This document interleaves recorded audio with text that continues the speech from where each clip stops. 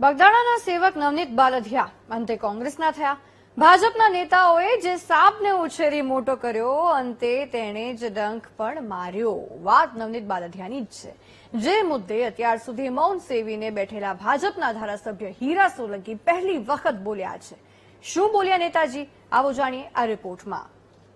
સમાજનું હારું ન કરે ને તો એને જન્મ લેવાનો અધિકાર નથી।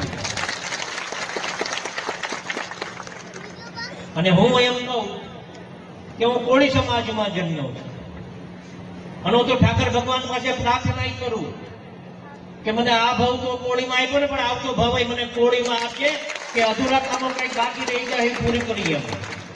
આ શબ્દો છે રાજુલાના ધારાસભ્ય અને ભાજપ નેતા હીરાભાઈ સોલંકીના, જે તેમણે સાવરકુંડલાના મેકડા ગામે સમાજના કાર્યક્રમમાંથી કહ્યા।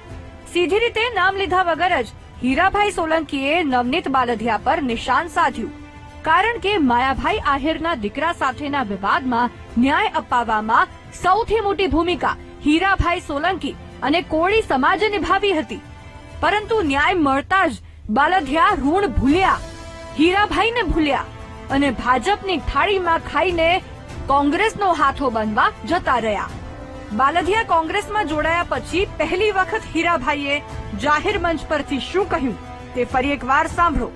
અને હું એમ કહું કે હું કોળી સમાજમાં જન્મ્યો છું અને હું તો ઠાકર ભગવાન પાસે પ્રાર્થના કરું કે મને આ ભાવ તો કોળીમાં આપ્યો ને, પણ આવતો ભાવ મને કોળીમાં આપજે કે અધૂરા કામો કઈ બાકી રહી જાય પૂરી કરી આપે।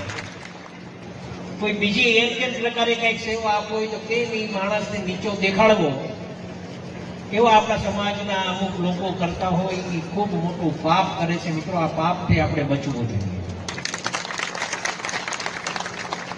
જે સેવા આપે તમે બીજું કાંઈ કરો કે ન કરી શકો, પણ એને બિરદાવવાના પ્રયત્ન કરજો કે કદાચ એનું જોઈ અને બીજા કોઈક એના અનુસરે, એની સેવા જોઈ અને બીજા કોઈક સેવા કરી શકે તો આપણે એને બિરદાવવા જોઈએ। સમાજમાં કેટલાક લોકો પગ ખેંચવાના કામ કરે છે। હવે તે લોકો કોણ છે તે કોળી સમાજે સમજવાનું છે। બાલધિયાને ન્યાય અપાવવાની વાત આવી ત્યારે હીરાભાઈ તેની પડખે ઉભા, પરંતુ જ્યારે ઋણ ચૂકવવાનું આવ્યું ત્યારે બાલધિયા કોંગ્રેસનો હાથો બની ગયા।